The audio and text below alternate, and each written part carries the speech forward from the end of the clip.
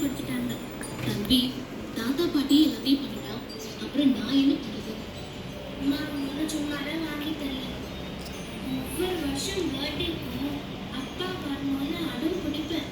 ஆனால் அவர் வரவே மாட்டார்.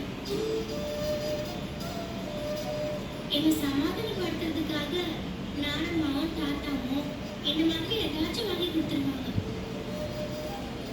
ஆனா அவங்களால கொண்டு வர முடியாத அப்பாவையே நீங்க எனக்கு கொண்டு வந்துட்டீங்க. இதுக்கு மேல எனக்கு வேற என்ன வேணும்? இதுவே போதும்.